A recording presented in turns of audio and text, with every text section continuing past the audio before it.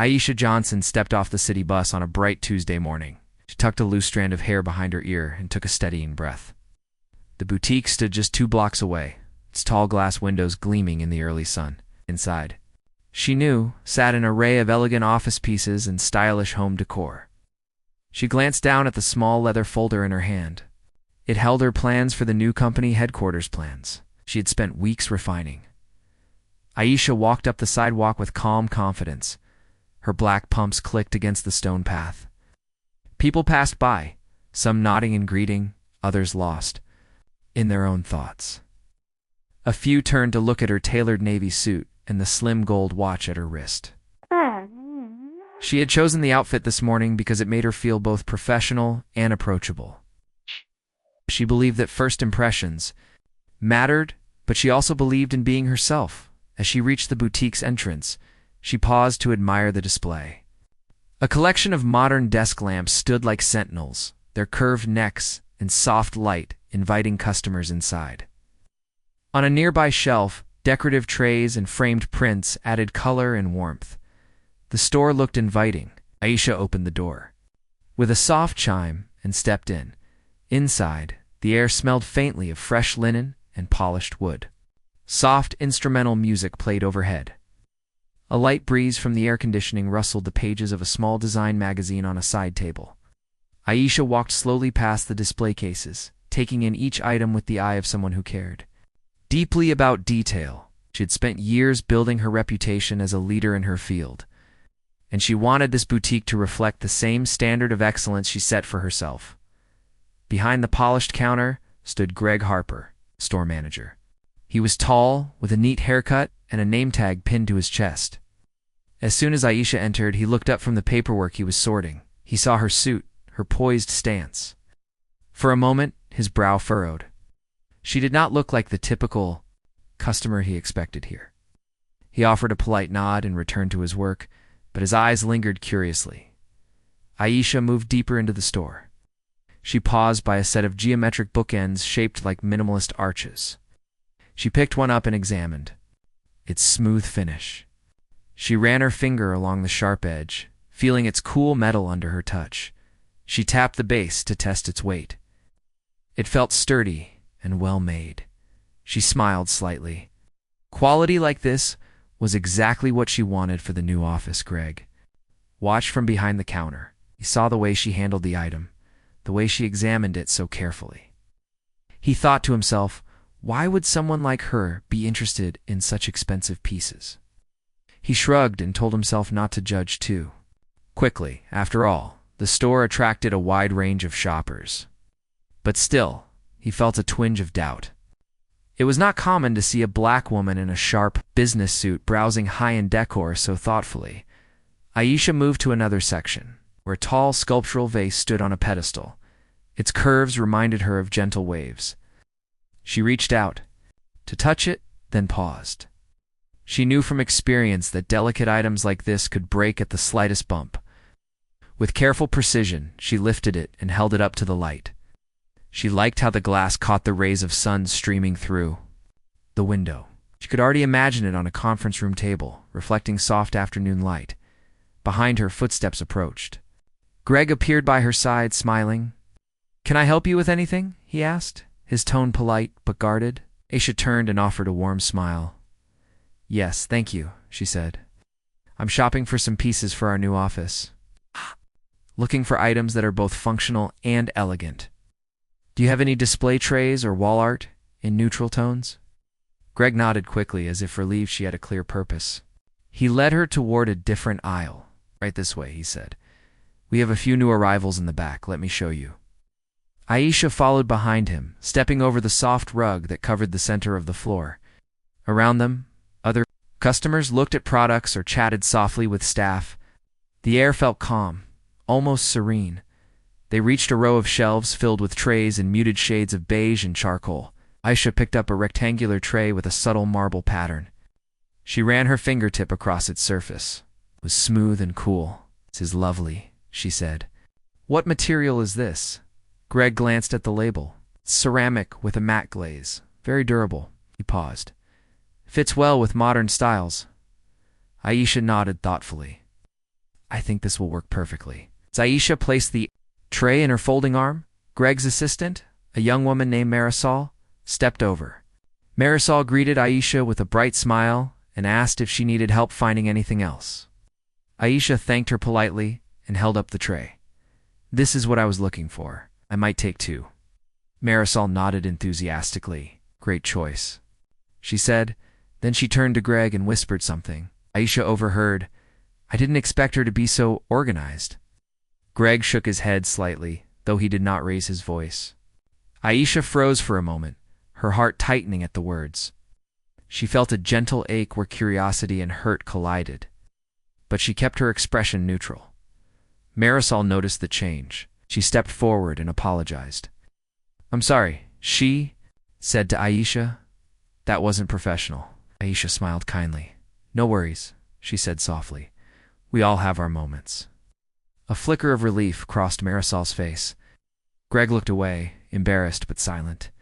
Aisha continued to browse, selecting a few more items: a sleek black magazine holder, a small stack of tasteful notebooks. With each piece, she imagined how it would look in her office space, how it would feel to sit at a well-appointed desk, surrounded by items that inspired productivity and calm. She knew environment mattered. She wanted her team to feel valued and energized each time they walked in. Greg watched Aisha with growing respect. He realized she knew exactly what she wanted. He felt a pang of guilt for his earlier judgment. He resolved to set aside his assumptions and treat her with the courtesy she deserved. As Aisha approached the counter to pay, Greg straightened up and offered a genuine smile. Aisha placed her chosen items on the counter. She looked at Greg and said, "Thank you for your help today. This has been a pleasant experience." Greg nodded, still with a hint of something unspoken in his eyes. "You're welcome," he replied. "I'm glad I could assist. Let me ring these up for you." As Greg scanned the ceramic tray, the notebook set, and other items, Aisha noticed a slight softness in his tone. She thought to herself that sometimes people needed a moment to recognize their own biases. She felt hopeful that her calm presence had already started to shift his perspective. She handed over her company card to settle the payment. Once the transaction was complete, Aisha gathered her purchases and straightened her bag strap. The sunlight fell on the displays, casting gentle patterns on the floor. She took a deep breath, feeling satisfied with her choices and with the idea that subtle moments of understanding could grow into real change. Aisha stepped out into the street, her heels clicking on the pavement once more. She held the door open for a passing couple, who thanked her with a smile. As she walked back toward her office, she replayed the morning's moments in her mind. She knew the real work was still to come, the unveiling of her new office design, the collaboration with her team. But today's shopping trip had been the first step, not only in creating a beautiful workspace, but also in reminding everyone, herself included, that respect and belonging belong to all. Greg closed the boutique door behind Aisha with a soft click. He let out a slow breath and glanced at Marisol, who was straightening a row of magazines on a shelf. "Can you believe that?" he muttered under his breath, folding his arms. Marisol paused and looked up. "Believe what?" she asked quietly. Greg rolled his eyes. "That she thinks she belongs here," he said, his voice low. "She doesn't even know half of what we sell." Marisol frowned. "Greg, she's a customer," she reminded him. "We should treat all customers the same." Greg brushed off her words. He stepped closer to the back office door and peeked. Inside, the small room held a plain desk, a metal filing cabinet, and a printer that hummed softly. He shut the door behind him and leaned against the wall. "I know, Marisol," he said, but it just felt strange. She walked in like she owned the place. He shook his head and tapped his foot. "It's not the kind of customer we usually get." Marisol crossed her arms. She had worked alongside Greg for 6 months and had seen him handle all kinds of shoppers. Some were messy, some were loud, some were picky. This was nothing new. "Greg, you need to check yourself," she said firmly. "You're making assumptions about her." She looked at those items with respect. "That tray she chose, that was one of our best pieces." Greg sighed and ran a hand through his hair. "I just didn't expect it," he admitted. "I thought she'd be lost." He paused. I even wondered if she was here by mistake. Marisol shook her head. That's not your call to make, she replied. She's every right to shop. Here, she stepped toward him and lowered her voice. Honestly, it felt a little racist. Greg stiffened. He looked away, avoiding her eyes. I didn't mean it like that, he said. Just felt surprised. He covered his face with his hands for a moment. I'm not a bad person. Marisol's expression softened. She put a hand on his shoulder. Believe me, I know you're not bad, she said. But we all have biases. We need to keep them in check. She paused, then added, we should help every customer feel welcome, no matter who they are. Nodded, though he still looked uneasy. You're right, he said. I'll try to be better. He opened the back office door. Let's get back out there. Marisol smiled and followed him. Both took a deep breath before stepping into the sales floor again. Meanwhile, Aisha had made her way to a cozy seating area in the corner of the store. She wanted to rest her feet and think about the pieces she had already selected. A plush armchair sat next to a small side table. A gentle lamp cast a warm glow over a stack of design books. She sank into the chair and flipped through the pages of a book about modern office trends. Her mind wandered back to the morning's items, the marble tray, the sculptural vase. Each piece had a story, a purpose. She enjoyed imagining how they would fit together in her new workspace. A soft click of high heels startled her. She looked up to see Greg standing a few feet away, scanning the area. Die. He cleared his throat. Are you finding everything okay? What? He asked, his voice polite but hesitant. Aisha closed the book and smiled. Yes, thank you, she replied. I'm just taking a moment to think. She patted the chair next to her. Would you like to sit? Greg shook his head. No, that's okay, he said. But as he turned to leave, she spoke again. Actually, I might need help choosing the right lamp. Do you have any with adjustable arms? Greg paused, then nodded. Yes, we do. He gestured toward a floor lamp display. Over there. Aisha stood and followed him quietly. They reached a row of lamps in varying styles. Some had brass finishes. Others were matte black. Aisha moved from one to another, gently pulling the adjustable arm of a sleek lamp until it hovered over a mock desk setup. She tested the brightness, pressing a small switch at the base. The light shifted from yellow to white. This is perfect, she said. I want something that offers both warm and cool lighting. Greg showed a similar model with a different shade. This one also has a dimmer switch, he explained. It's good for late-night work sessions. Aisha nodded thoughtfully. I like that, she said. I'll take this lamp as well. As Greg placed the price tag on the item, Marisol appeared with a small handheld scanner. She offered it to him while smiling at Aisha. Let me scan that for you, she said. It's faster. Greg handed the lamp to her, and Marisol scanned it quickly. Done, she said cheerfully.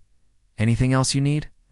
Aisha glanced around, imagining the completed order on her desk. No, that should be all for now, she replied. Thank you both. She gathered her belongings and headed toward the counter, where Greg had already started ringing up her earlier items. Behind them, a security camera mounted near the ceiling recorded the scene. It sat quietly, its lens focused on the doorway and the counter. Few people noticed it, but it was there, capturing every transaction, every gesture, every word. Greg scanned the new lamp and added it to the total. He offered Aisha a bag. She shook her head. I'll use my own tote, she said. She placed the lamp, the tray, the vase, and other pieces carefully into her leather tote. Greg watched, feeling a mix of admiration and regret. He thought about his earlier words in the back office. He had judged her too soon. He had let a bias influence how he treated her. He wanted to make things right.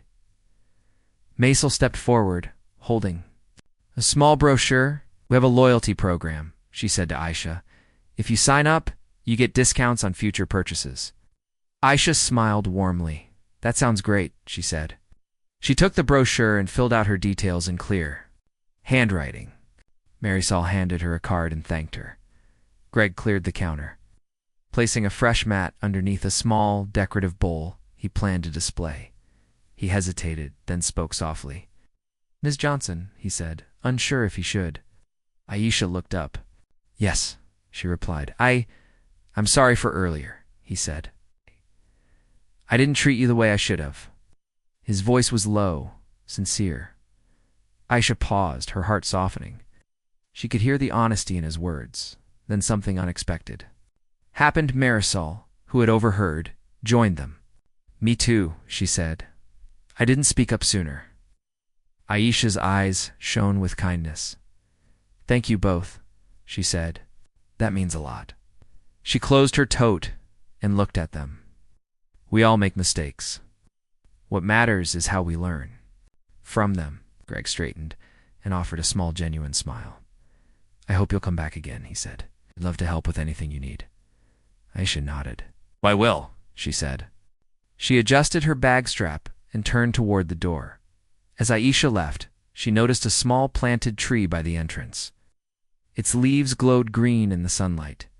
She reached out and touched a leaf gently, thinking about new growth both in nature and in people. She walked out into the street, the city's hustle and bustle greeting her.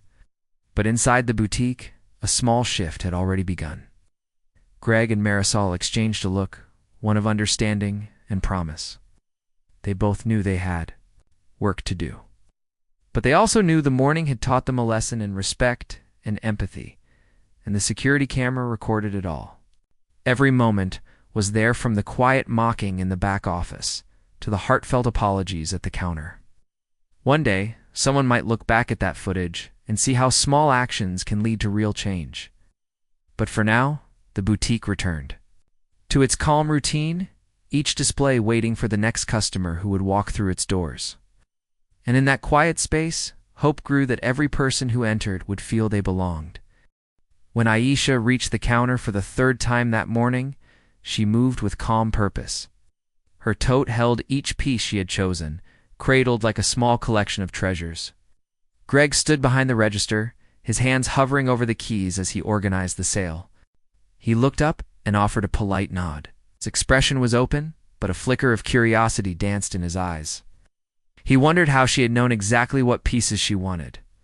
Aisha placed the last item on the counter, a slender metal frame for a motivational print. She looked at Greg and spoke in a clear, steady voice.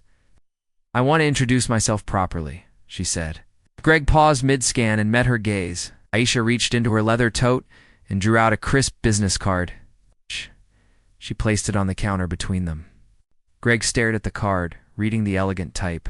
"Aisha Johnson," he repeated under his breath. "CEO Hartford in CO headquarters, 12th floor." He swallowed hard. His pulse quickened. In all his years as store manager, he had never seen a customer reveal such a title so plainly. He felt a sudden heat in his cheeks. He thought of the back office, of his hushed words to Marisol. He thought of the assumptions he had let guide his actions. Aisha smiled gently as she watched Greg's reaction. She spoke again, her tone warm but firm.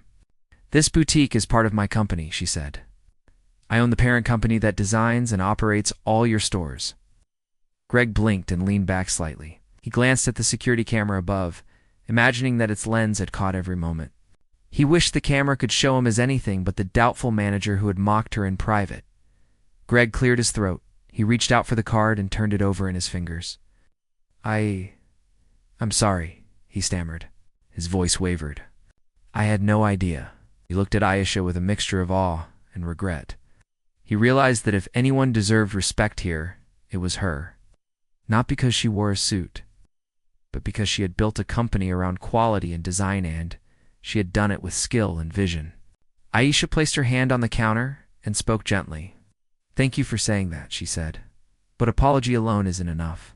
"I want us to learn." Greg nodded vigorously, his shoulders tense. "Of course," he replied. He glanced at Marisol, who hovered nearby, watching the scene unfold. She gave him a small, encouraging smile. Aisha continued in a calm voice. "This store reflects our brand, and every customer interaction shapes our reputation. I want all our customers to feel welcome and respected." She paused and let her words sink in. Greg felt a lump in his throat. He remembered how he had questioned her presence just minutes ago, how he had judged her competence before even knowing her name. Marisol stepped forward, joining the conversation. "Ms. Johnson," she said, "I want to help make sure our team learns from this." Aisha nodded at Marisol, appreciating her genuine concern. "Thank you, Marisol," she said. "I'd like to see a plan for anti-bias training. I can help with materials if that's useful." Greg swallowed and managed a nod. He felt a new sense of purpose ignite within him. As Greg completed the transaction, he scanned the items once more with extra care. He offered Aisha a bag stowed under the counter. She declined again, preferring her own tote. Greg watched her pack each piece with precision and respect. He felt grateful for her grace. He thought of how easily respect could be extended or withheld. He resolved to extend it freely from now on. When Aisha finished packing, she slipped the business card back into her jacket pocket. She touched her bag strap and looked up. "Be sending someone from my office to meet with you and the team," she said. "We can set up a short session next week." Greg nodded, eyes bright with commitment. "I'll make sure everyone attends," he said. Aisha smiled warmly and thanked them both. She took a step back from the counter, her posture graceful and assured.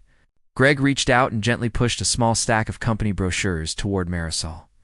"Please share these with the staff," he said quietly. Marisol picked them up, her expression serious but hopeful. Aisha turned and walked toward the door. The chime sounded once more as she stepped through, and the sunlight framed her like a promise of change. Greg and Marisol watched her go, their hearts stirred by her quiet authority. Greg's chest felt full with a mix of humility and inspiration. He realized that leadership was not just about authority, but about creating understanding and empathy. Once Aisha vanished down the street, Greg let out a shaky breath. He turned to Marisol. "We have a lot to do," he said, voice low but determined. Marisol nodded. "We do," she agreed, "but we can start right now." She picked up the first brochure and began reviewing it. Greg joined her, his eyes focused on each page. In the calm of the boutique, the two of them began to talk about how to foster respect in every interaction, how to spot bias before it grew, how to shape a welcoming environment for all. The racks of decor items stood silent witnesses. The security camera recorded every word, every nod, every shared moment of commitment. One day, that footage might remind someone how a simple conversation could spark real change. By the time the store closed that evening, Greg felt lighter. He had faced his mistake and chosen to learn from it. Marisol felt proud to be part of a team willing to grow. And somewhere down the street, Aisha walked back to her office. Each step echoing with the hope that even small moments of understanding could transform a whole company, one boutique, one manager, and one customer at a time. Greg arrived at the store early the next morning. Light from the rising sun filtered through the big windows, painting the floor in soft gold. He unlocked the door and stepped inside, his heart steady with purpose. Today was the day he would face the consequences of his actions and make things right. He switched on the lights and took a deep breath, letting the quiet of the empty store fill him with calm determination. Marisol was already there, arranging freshly delivered display trays on a shelf. She looked up and gave Greg a warm nod. He offered a small smile. "Morning," he said. "Ready for today?" She set down a tray and wiped her hands on her apron. "Yes," she replied. "I've pulled together the team for our meeting." Greg's chest tightened with a mix of nerves and hope. He walked to the back office, where a small group of staff had gathered. Both sales associates and stockroom clerks stood quietly, some shifting from foot to foot, all waiting. Greg stepped forward, clearing his throat. He held the anti-bias training plan in his hand. "Thank you all for coming early," he said. His voice was calm but firm. "Yesterday, I made a mistake. I judged a customer before knowing who she was. I let my bias guide me." He looked into each face, meeting their eyes. That customer was Ms. Aisha Johnson, CEO of our parent company. She has entrusted us with her brand and her reputation. I failed to give her the respect she deserved. The room was silent for a moment. Then Marisol nodded and spoke up. "We all saw how she handled herself with calm, respect, and clear vision. We can learn from that." She turned to Greg. "Thank you for owning up to your mistake." Greg nodded gratefully. He opened the folder and laid out brochures, videos, and a schedule. This week, he said, we will have 3 sessions led by an expert in unconscious bias. We will role-play scenarios, watch videos, and discuss how to treat every customer with respect. He paused. I will be there in every session. And so will our regional director. A murmur ran through the group. Some associates exchanged glances, relief and curiosity mingling in their expressions.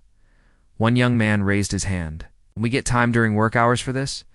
He asked. Yes, Greg replied. We'll split into small groups so the store remains open. Your shifts will be adjusted. The young man smiled and relaxed. Another staff member, an older woman named Harriet, spoke softly. It's good. We all want to do better. Greg nodded. That's the goal. Later that day, the regional director, Ms. Patel, arrived in a crisp suit. She greeted Greg and Marisol with firm handshakes. She had reviewed the security footage and read Greg's report. Together they held a brief meeting at the counter. Ms. Patel thanked Greg for his honesty and swift action. She turned to all staff and spoke kindly but decisively. Our brand stands for inclusion. We cannot tolerate bias of any kind. This incident has shown us where we need to grow. She handed Greg a printed statement to post in the staff room. Please share this with everyone before you leave today, she said. Greg pinned the statement on the bulletin board. It read, Our company values every person. We commit to respect. Unconscious bias training will begin this week. Underneath, there was a schedule of times. Staff read the note as they took. Coffee breaks. Some nodded in agreement. Others whispered about how good it was to see the company take action. Meanwhile, Marisol organized the training materials. She arranged chairs in a circle for the first session. Greg tested the projector and ensured the video clips would play smoothly. By mid-morning, the first group gathered. The trainer, Dr.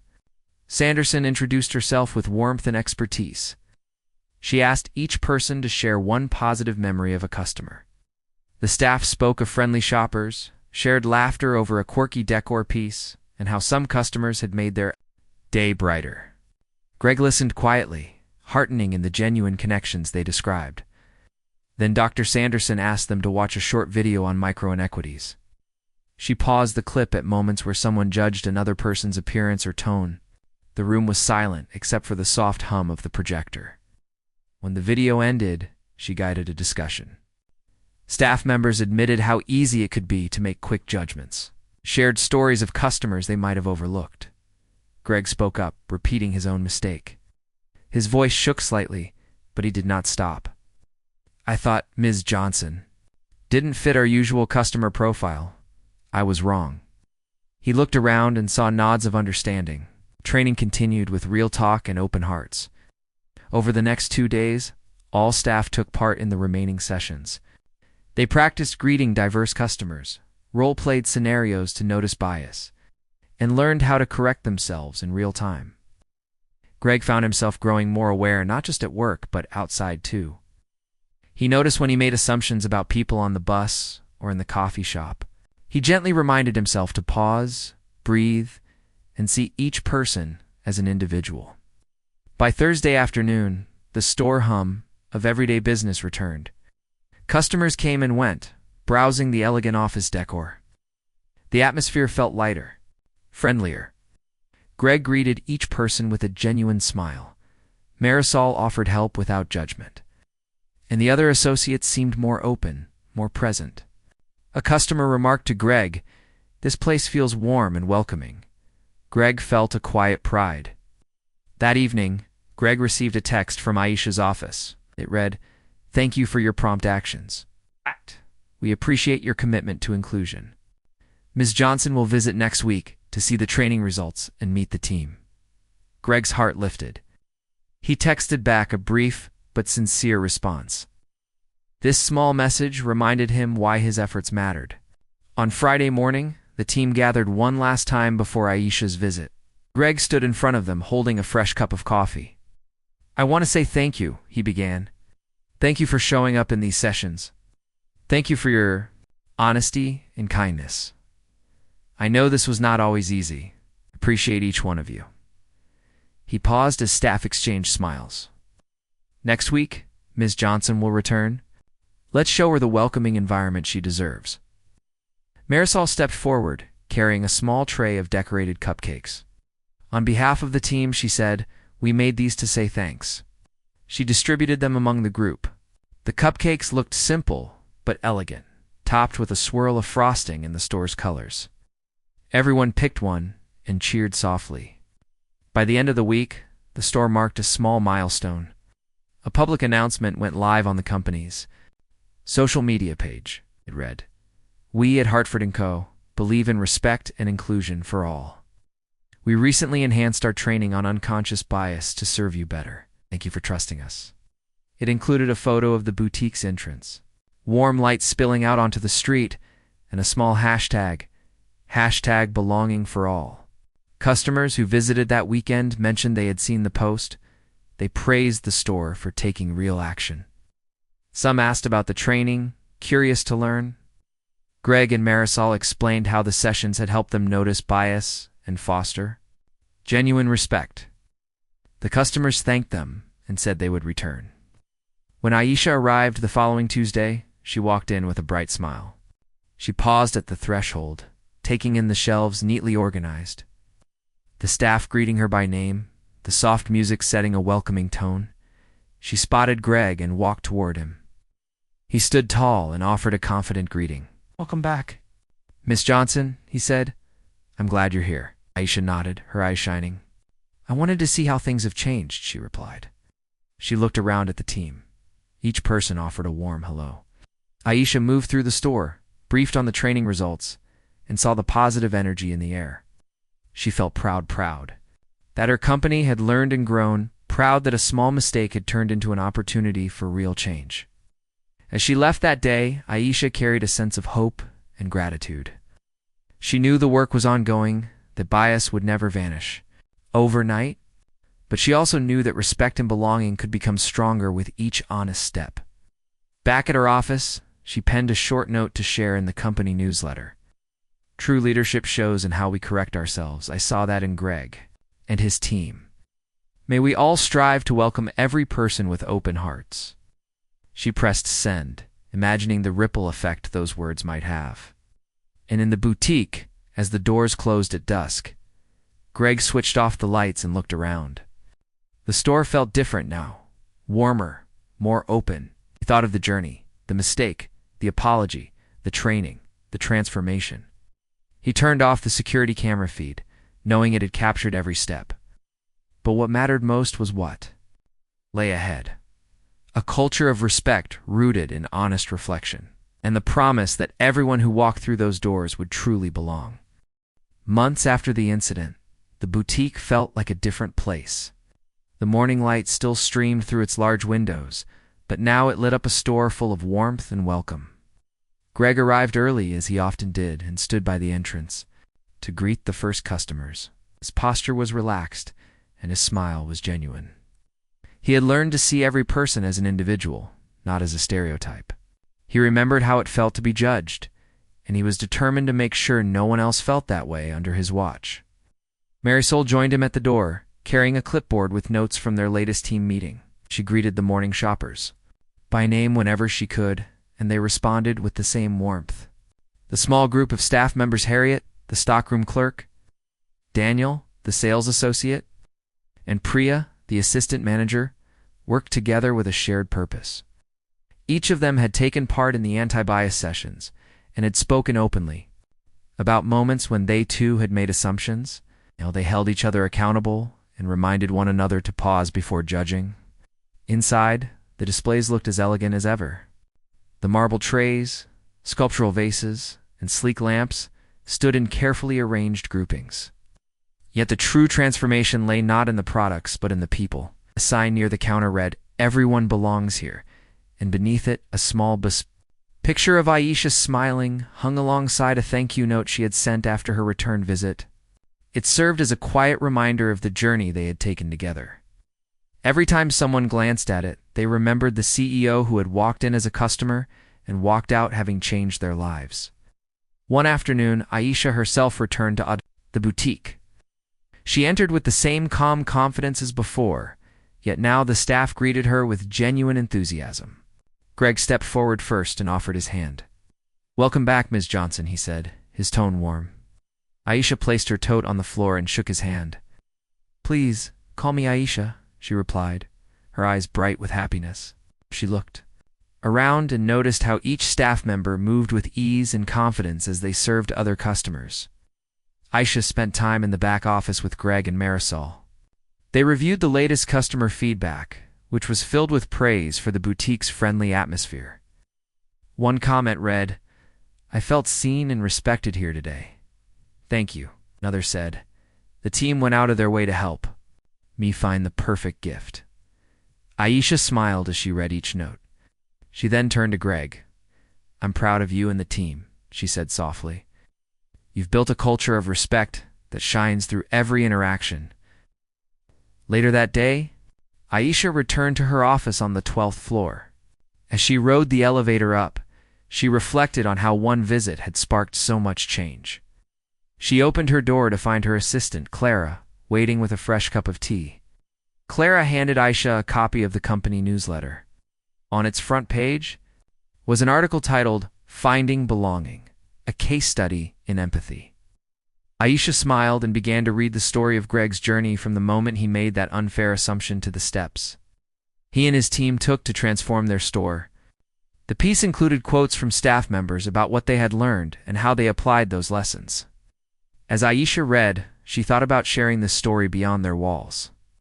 She drafted an email to the leadership team, suggesting they include the case study in their next quarterly meeting. She wrote, "This story reminds us that respect and inclusion start with small acts of commitment. Let us carry this lesson into every store, every office, and every team across our company." She pressed send, feeling confident that the ripple of change would spread further still. A few weeks later, Aisha was invited to speak at a company-wide virtual town hall. She prepared her remarks carefully, choosing simple words that would resonate with everyone, from store associates to senior managers. When the day arrived, she looked into the camera and began. "A few months ago, I walked into one of our boutiques. As a customer, I was met with doubt and judgment. But what followed was a journey of learning, apology, and real change. Today I want to thank Greg, Marisol, and their team for showing us what true leadership looks like. It looks like owning your mistakes and using them as fuel to become better." Across the screens of hundreds of employees, faces lit up. Some nodded in recognition. Others smiled and whispered to their neighbors. Aisha continued, "Each one of us can make a difference by being aware of our assumptions, by pausing, by listening, and by treating every person with kindness. This is how we build a workplace and a world where everyone belongs." When she finished, the chat box flooded with applause emojis and messages of support. A ripple of commitment spread through the company as employees pledged to carry forward the lesson. Back at the boutique, life went on with its gentle rhythm. Customers came in each day, greeted by the sign that said, "Everyone belongs here." The staff knew that words alone were not enough. They had to live that promise in every action. They learned to notice when someone hesitated at the door, to offer a warm greeting, and to guide each person with respect. Whether a customer wore a suit or jeans, spoke with an accent, or in soft tones, they all received the same courtesy and care. One evening, Greg stayed behind to lock up. He walked through the empty store, touching a display surface here, straightening a frame there. He paused by the sign with Aisha's picture and the thank you note. He smiled and remembered the path he had walked, one that led him from a mistake to growth. He took a photo of the sign and sent it to his wife, adding, "Proud of what we've built here." In return, he got a message that said, "Well done. I'm proud of you too." As he left the store and stepped into the cool night air, Greg felt a sense of calm purpose. Ow. He knew the work of inclusion was ongoing. Each day would bring new opportunities to practice empathy and respect. But he also knew they had laid a strong foundation.